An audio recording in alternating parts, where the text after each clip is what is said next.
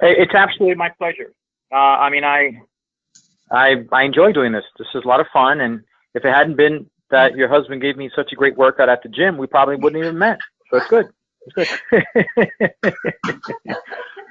For you guys, that's totally just fun with you too. her husband. Yeah, yeah. Now, what's Vicky? What's your husband's name? Vince. Vince, right? It's Vince. That's right, it's Vince. So I just happened to meet Vince at the gym. We were doing a convention. I was there working out, and he just introduced himself, and then a little bit later on is when I found out that he's, Vicky's husband, and so we just been having some fun with that. It's just kidding around a little bit. But guys, I appreciate the fact that you are taking the time to be on this webinar, and I'll tell you why. It's easy not to be on the webinar. Now, since I've got about 30 minutes, is that what you said, 30 minutes, Vicky? Yeah. Yeah. Okay. I'm going to go fast and furious and full of information. I mean, really, I'm going to try to put 10 pounds of groceries in a 2-pound bag. All right. So I hope that you guys are able to write fast, take good notes. I'm from New York, so I have the tendency to speak fast. And then when I get excited, I speak even faster. So it's good, though, because Vicky is recording this, so I'm sure she'll get the recording out. Plus, whatever you don't catch here, a lot of this stuff I've got on my websites, on my YouTube channel. I mean, I've got a bunch of stuff on there. And if you guys want to reach out to me and ask me even more questions, I'm available. In fact, let me give my phone number now. It's 212-203-1425. 212-203-1425. And you could also reach me through Facebook. Track me down through Facebook. Okay. But ultimately, what I'd like to at least accomplish by the time we're done here is two things. Number one, helping you understand even clearer what business we're in. And number two, how to funnel, how to create the proper infrastructure for the type of business that we're in. Here's what I mean by that. I was having a conversation with a guy earlier today who he's just from the regular industry. He's from the insurance industry. And in fact, I just was speaking to him right before I reached out to you, Vicky. He's in South Carolina. So he says to me after we kind of go through the products and so on and so forth, he says, so ultimately, you guys got great products. You got a digital approach, this, that, and the other. And but what really makes you guys different from any other company that I could go to offer products? And I answered him without hesitation, and I said, because here you're building distribution. In our opportunity, in our business model, you are building a distribution that allows you to get paid when other people get paid. And there was a pause on the phone for a minute. And he says to me, explain that. I said, well, if you join the company you're joining or considering, because he's thinking about other companies, I said to him, if you're thinking about joining those other companies that are also enticing you to join them, when you make money there, somebody else will make money too. Mm-hmm. So the challenge is you're making, not the challenge, rather, the opportunity that you're going to give them every time you write a piece of business for them where somebody else will make an override, that same opportunity you could have here. So I said to him a very simple question, guys, and this one is something you could write down. I said to him, which road would you rather take? The one that when you write business, somebody else, which road would you rather take? The road that if there's an override being paid,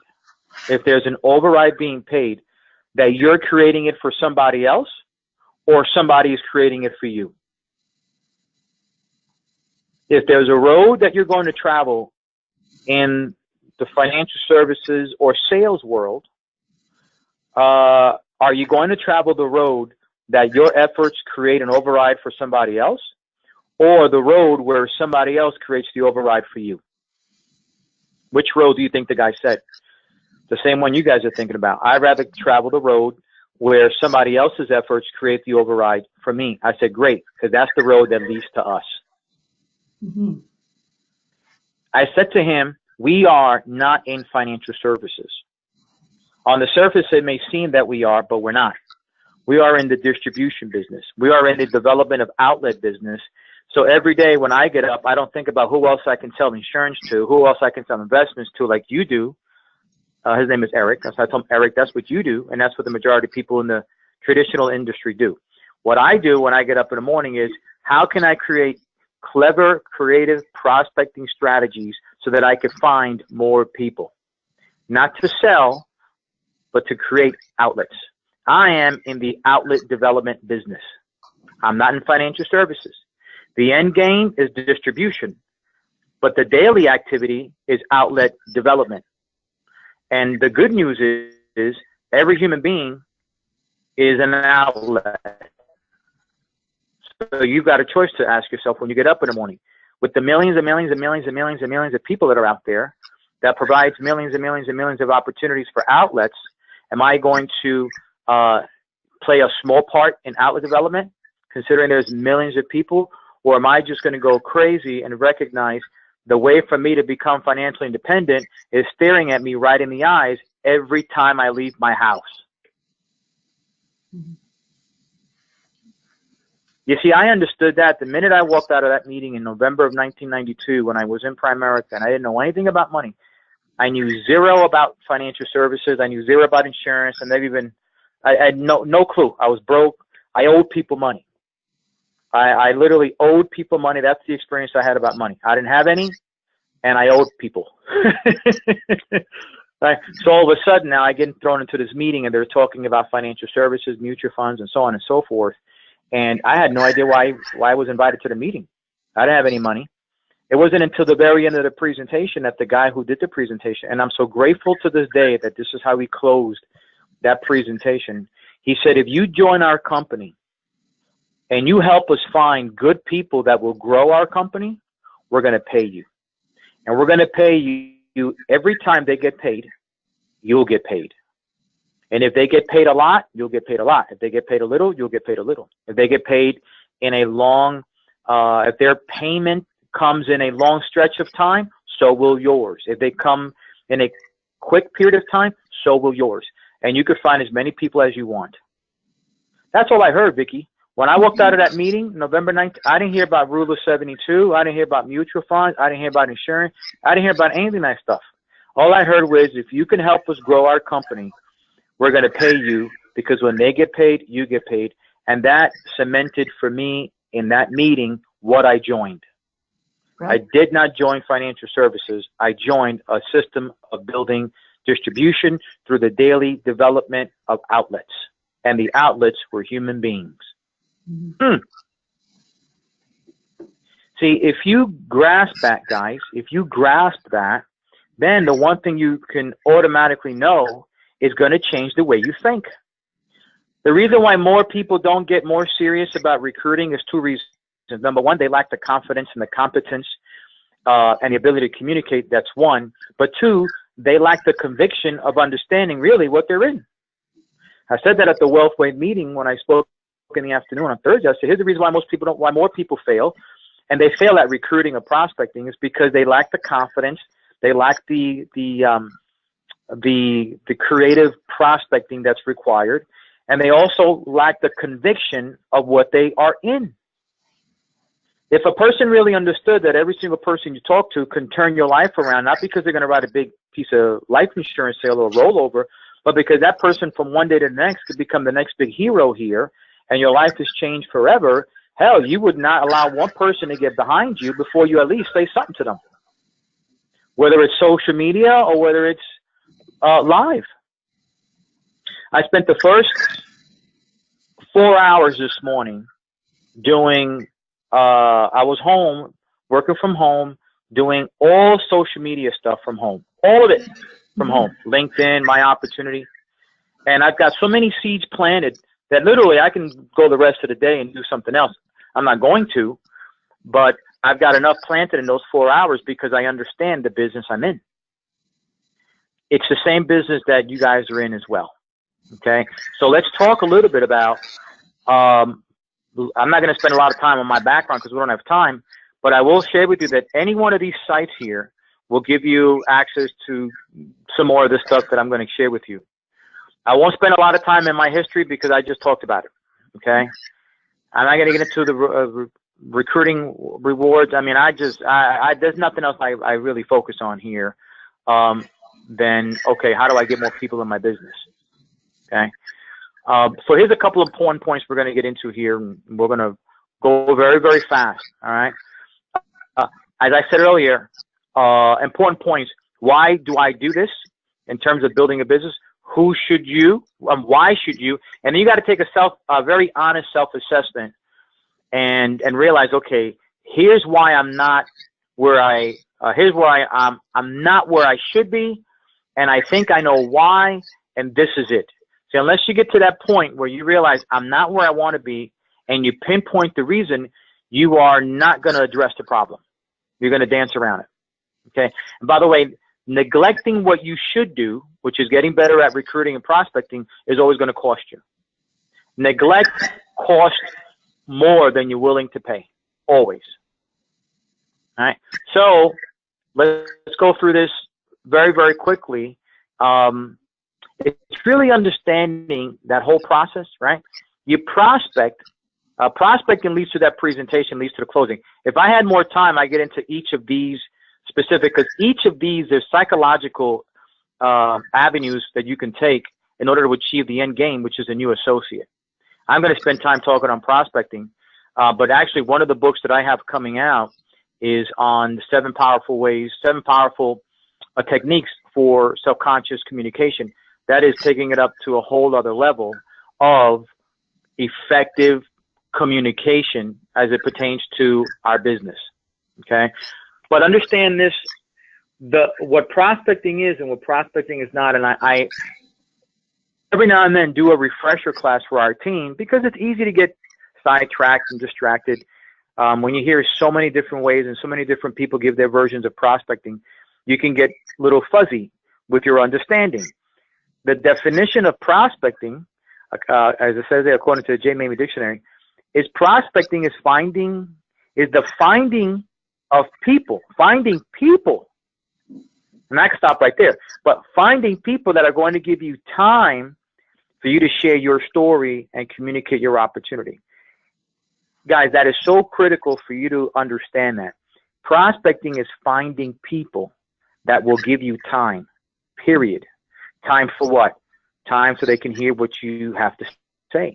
Prospecting is not prospecting for recruits, prospecting for sales, prospecting for clients, because at the end, you don't know what that person is going to do, right? You have no idea what that person is going to do.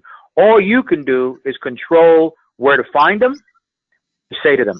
What they do thereafter will be determined on what's going on in their life. That's why sometimes you can give a great presentation, you can be fantastic on the phone, fantastic on your presentation, and you think you've knocked it out of the box, you think you've got a great person, and the person says no. Or they say not now, or whatever the reason they tell you for not getting involved in your business. It's not that they didn't find your opportunity to be enticing. A lot of times it has to do with what's going on in their life. And for them, it's not the right time. So those things you cannot control. And one of the things I firmly believe, and I'm very big on psychology, so that's my background. I'm very big on understanding that the reason why people don't do more in terms of prospecting is because of all the reasons I talked about, lack of communication, lack of conviction, lack of creative prospecting. But part of that is also the getting caught up in wondering what the outcome will be. And you can't get caught up on that because you don't know what the outcome is going to be. That part of it you cannot control. Very important for you to understand that, because it takes a lot of weight off your shoulder when you get up in the morning and you're, instead of focusing on the outcome of what people will say or what people will do, you focus on, let me just go find some people. And you'll have a much more productive day. You'll have a lot more fun in what you do when you take all that incredible burden off your shoulder and you just focus on the techniques available to find people. I'm going to show you a couple of them here with a little bit of time we have left, but there's a lot of ways to find people. Listen, if you go to my site, and this is up to you guys to do, whether you do, you don't, you don't. But I've gotten two of training, my two training material, two training books. I've got 47 ways that you can find people, and I'm always adding on more. Why? Because it's interesting to me. I get bored using the same techniques and finding people. So if I could find something that forces me to be creative and it's interesting to me, I'm all over it. And then my team gets a chance to exercise that as well. So there's no shortage of ways to finding people if you understand that's the first thing that has to get done every single day. So you have to have a prospecting playbook in order to do that. Here's what I mean. As I talk to people around the country, whether it's like this or at the meetings where I get tons of phone calls all the time, I always ask people when I know that the challenge is prospecting, which is the number one challenge everybody has, whether it's in WFG, whether it's in real estate, it doesn't matter. It's prospecting, finding people. Well, I ask them, how many prospecting plays do you have? And 95% of the times, 95% of the time, they give me 2 or 3. And I ask them, what's your prospecting play? Let me have one. Well, I'll talk to friends and family. Okay, what's another one? Oh, the 3-foot rule. Talk to everybody in front of you. Okay, great. What's the next one? And then there's dead silence. So if you only have 2 prospecting plays in your prospecting playbook, and you should have a prospecting playbook, you're in trouble. 2 plays, you're in trouble. Because after a while, you run out of friends and family. And after a while, if you start talking to enough people out there with a 3-foot rule and you get discouraged enough, you get declined enough, you get turned down enough, people who get discouraged, who get turned down and often get discouraged at the lack of results, those people eventually get depressed. Right? And depressed people don't build businesses. They don't build teams. They certainly don't get excited about their opportunity when you're depressed. And your body language and your body positioning and your tonality shows it. So even if you got a potential person that you're talking to or maybe has an interest, they'll vibe from you. Something ain't right. And that person won't get involved with you because body vibrations can be picked up non-verbally. That's a whole other conversation, guys. So it's important for you to create a prospecting playbook that has lots and lots and lots and lots of plays. Why? Because if one play doesn't work today, the next one will work tomorrow. Or if you get bored with a particular prospecting play, you might get bored with LinkedIn. I'm going to show you some stuff in a couple minutes with LinkedIn. You might get bored. I get bored with LinkedIn. So I go to some other play, and I've got a bunch of different plays. You have to have them. So like you see on my screen there are a couple of examples. You got LinkedIn. You got My Opportunity. You got Warn Report. You got alumni directories. Those are all social, online-based recruiting techniques. Online. And then you've got the Go to Everything. That's more of a social approach to prospecting. Very clever stuff. Very clever. And it doesn't matter if you're in New York or Canada. It works. Very clever. And that's the kind of stuff that's in this book here that I wrote, the Prospecting Volume Guide. By the way, the My Opportunity is a smoking website. LinkedIn is a gold mine. Alumni directories, if you went to any particular college, right? And by the way, guys, even if you say, well, I didn't go to college, or I only went to college one day, doesn't matter. Doesn't matter. You still have access to an alumni directory at the college or the high school you attended. And if you didn't go, somebody, your spouse, maybe if your spouse went, you can use her alumni directory. It doesn't matter. Is being able to access a directory of people that create, and here's the key, write this down, common ground conversation.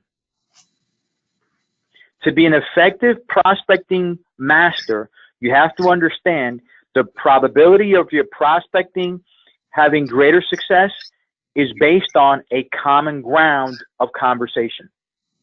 In other words, how do you start talking to someone who doesn't know you from a hole in the wall? You have to have a reason for the conversation that is common.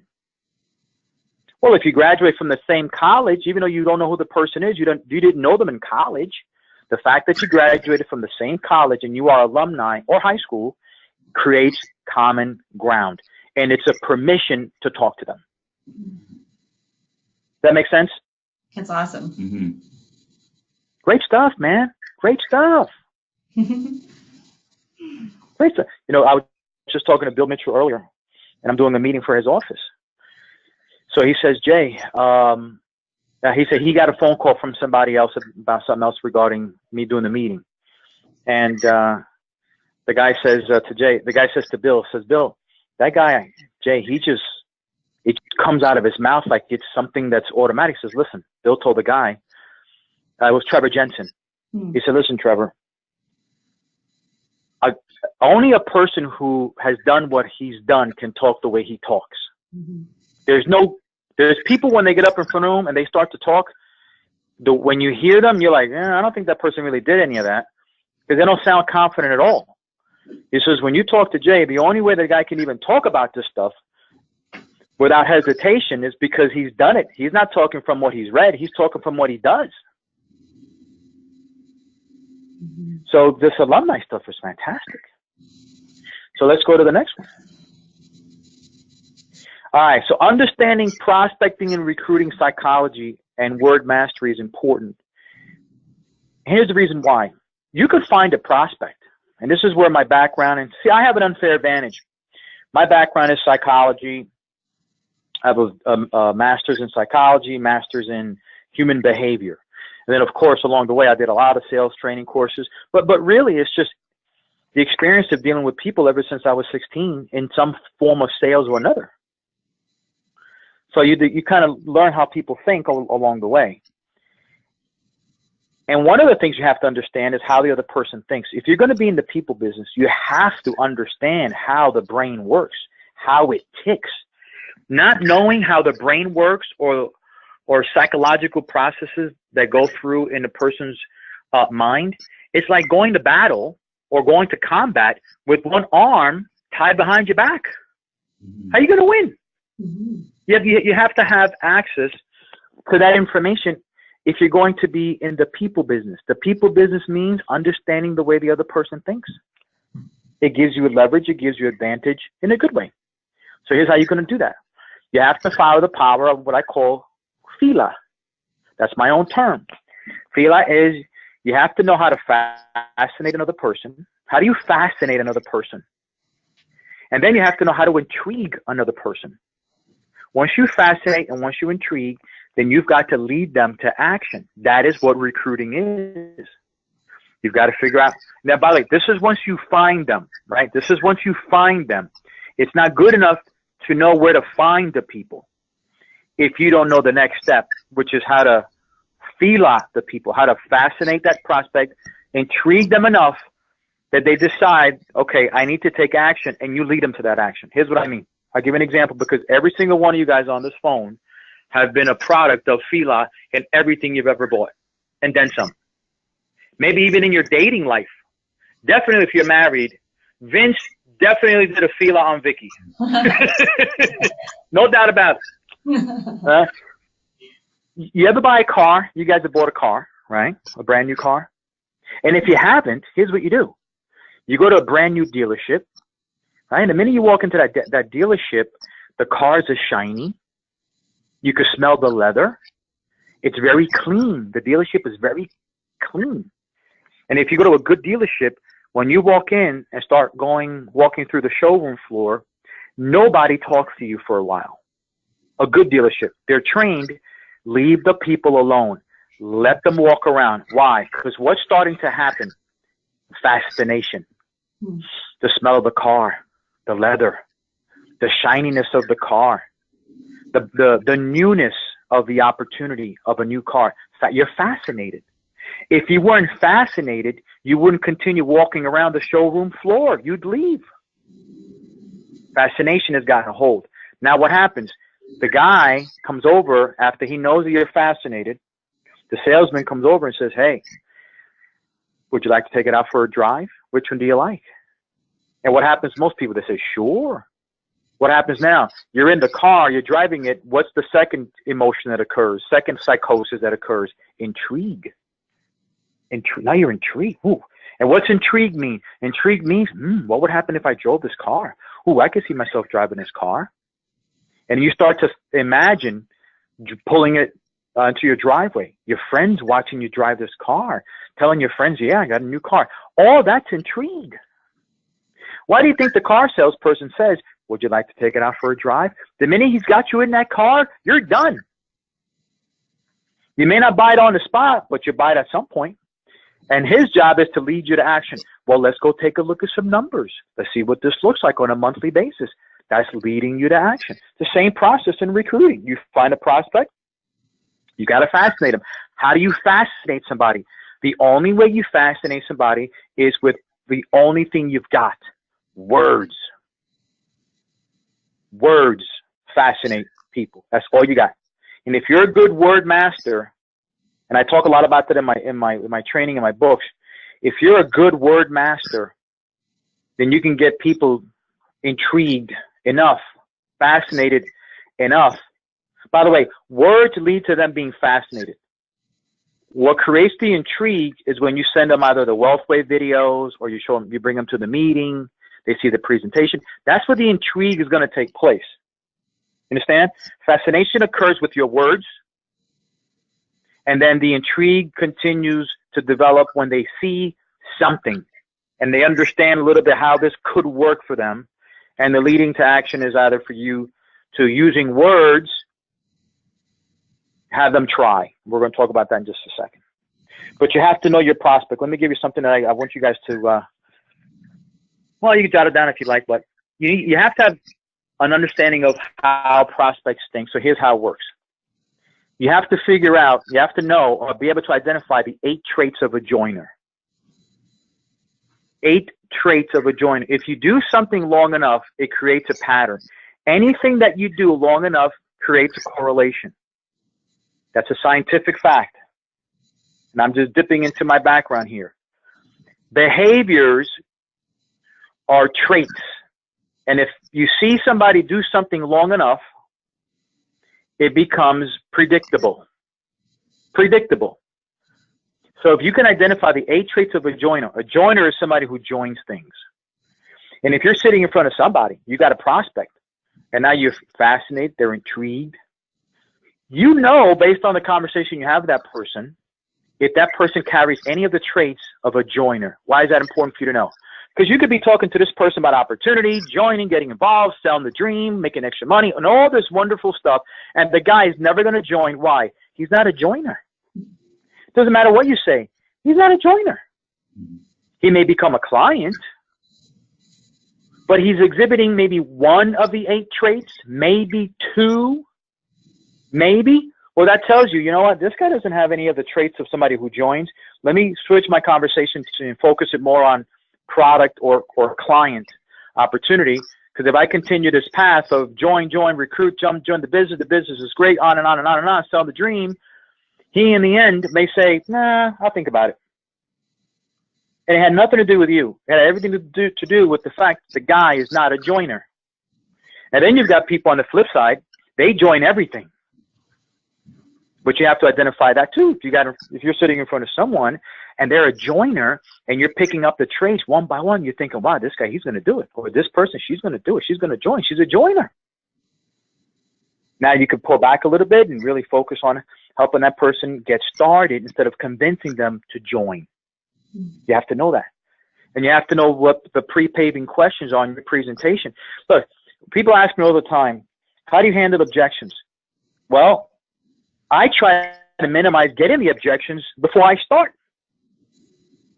It's crazy to start a presentation, whether it's recruiting presentation, any kind of presentation, without first knowing ahead of time what you're dealing with. Because now you're doing a presentation yourself. It's like shooting darts in the dark. You have no idea where they're going to land. So you ask what's called pre-paving questions. Pre-paving questions to a presentation are going to help eliminate the objections on the front end, so you can close better on the back end. Great stuff. Great stuff. You know, sadly, this is the kind of stuff that should be taught more, but it's not. Somehow, I don't understand where the leadership thinks that people are going to just learn this out of the blue. This stuff has to be taught. It's not going to get caught. Mm-hmm. It's got to get taught. Isn't that right? Yes. Mm-hmm. This is awesome, Jay. Thank you. Oh, you're welcome. And the power of try. You want to get more people to join your business? Here's a good one. One of the keywords, one of the key segments that's in this new book that I'm finishing up, 7 Powerful Techniques for Subconscious Communication. One of the 7 is this right here, the power of try. You've got to recognize the time that we're in right now, and we live in a time where people don't commit to nothing. People, not even to marriages, right?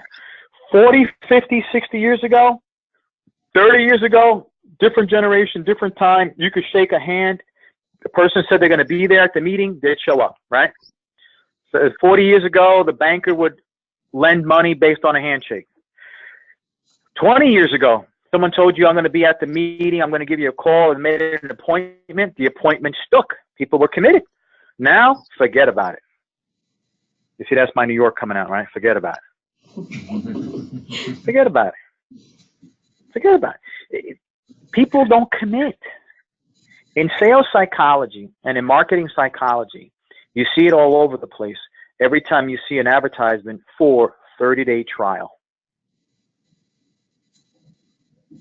No money up front. Trial basis. All of the trial basis, no money down, blah, blah, blah. That's all based on where people are today. They don't want to commit. So why would you talk to somebody about joining the business or getting involved in the business and not give them a sense that they can get out at any time? If people are there now where they're at, you've got to talk to them that way.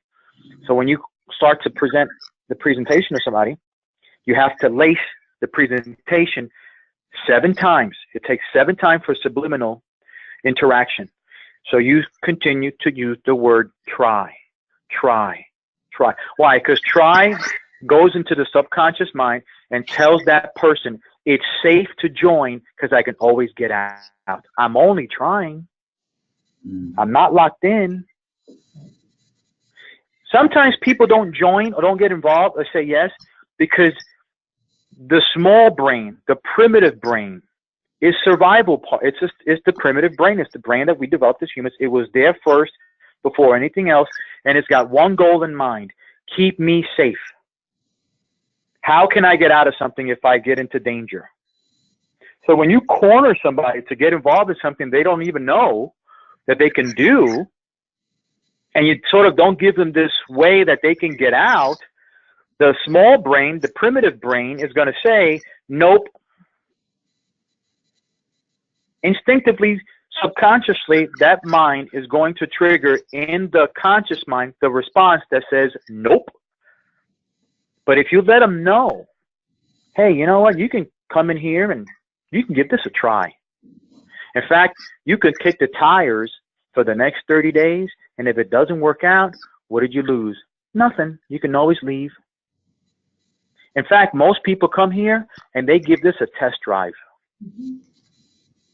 Yep, I did. Words like that, well, there you go. Right? Words like that subconsciously tells the person it's safe. It's okay. You could give it a try. You could always get out. These people aren't going to keep you captive. No one's going to make you a slave to the opportunity. You can quit tomorrow. Okay. And that's how you get people to try. And once they try, once you get them in, isn't that the idea? Get them in and let the environment, let the system go to work on them, increase their belief systems, increase their credibility in themselves, and let the magic of the opportunity take over. But you got to get them in first. So far, so good? It's awesome. You know what I realized is that you probably got a ton more material to share with us, and we got to log off really soon. I'd love it if we could get you back and talk more about the FILA, like how do you actually fascinate, intrigue, and lead someone to action. Hear more about the 8 traits of a joiner, and any other stuff that you've got going there. But yeah, I think we need like a 3-hour training session from you to flesh all these things out. So I can hear why you pack 10 minutes or 10 pounds into a 2-pound bag here. Look, let me, and I knew that it would be difficult to cover a lot of ground because this is 27 years of my life, and growing, right? And growing to be able to condense in 30 minutes. And certainly I can go and give a tip on, hey, here's how you find people on LinkedIn. But as I said earlier, finding them is just part of the equation. It's what you do thereafter is just as equally as important. Right. Okay. Because it can become very discouraging if you get good at finding people, but you can't convert them to a new associate. It's almost worse than if you never did it at all. Right. Because now you get discouraged. Yeah. Yeah. No, that's absolutely it. Let me leave you guys with this, because I know you got to run. If you guys go to my site, you go to survivetothriveguide.com. I got a bunch of resources on here. You can go to the store tab, and I've got tons of stuff on there that gets into the feedlot. That's in one of the training books. I get into the 8 traits of, in fact, would you mind if I showed the store, Vicki? Would that be okay? Yeah, no, go for it. Okay. Because I'll get text messages, so I'd rather just explain it real quick now since it's recording. You guys can play it again. The recruiting mastery is all psychology. It gets into the power of try, 8 traits of a joiner, pre-paving questions, and on and on and on. It's fantastic. It's a must if you're going to deal with people. This is the book that does that. And the FILA, it's in this book here. This is called Survive to Thrive. In this book here, I go into chapter 4. Chapter 4 is mastering the words. I get into all that. I also get into common ground and the idea behind common ground. In these 2 books here is where I get into the advanced prospecting stuff, the LinkedIn, the Warn Report, myopportunity.com, stuff with NetBolt. And even though you guys don't do Bolt and NetLaw up there, it doesn't matter. You can find people right over here on this side of the border and recruit people that way because it's so easy to do. So you've got all of this. You got the scripts. I mean, it is really a development system as opposed to just chip shotting here and there. But it's also down here too. So you can pick up the training a la carte, you know, and I purposely price it so that everybody can get it. You know, it's pretty much what it costs me to produce is what I just passed on the cost. So, but as you can tell, it's loaded with a bunch of stuff. Yeah. Okay. For whoever's interested, if they are, they are. If they're not, they're not. But this is where you find all of this stuff immediately, so there isn't a delay by the next time we have another conference call. By the next time we have another training like this, which I'm more than happy to do. But you could really start to develop a bunch of strong prospectors and recruiters and elite builders and elite producers big time long before we have our next webinar. Yeah. That's awesome, Jay. I really appreciate this. And I think, you know, part of it is just knowing what direction to go, you know, the things that we're lacking, and then being guided towards, well, how do you develop that and where do you go and find this information? That's fantastic. Really appreciate your time today. And I can see that, like, you know, your several decades of doing this has really paid off, and the confidence that comes through when you're talking about all of this. And we can't wait till more of our team sounds like you, and we can get the recruiting. That's awesome. Hey, as long as they don't look like me, it's all good. Yeah. So yeah, you know, I'll arrange another time with you, Jay, if you don't mind. You let me know when you're available, and we'd love to have you on again, maybe even for like our regular training sessions, having you coming on to one of those. But thank you so much. We appreciate your time. I know you're super busy. You hear about your 4-hour prospecting day, and you continue to go. So thanks again for coming on our webinar with us. Thanks, Jay. My pleasure. Enjoy your day. Bye-bye. Bye-bye. That was really good. That was really awesome. Okay, I'm going to convert it now.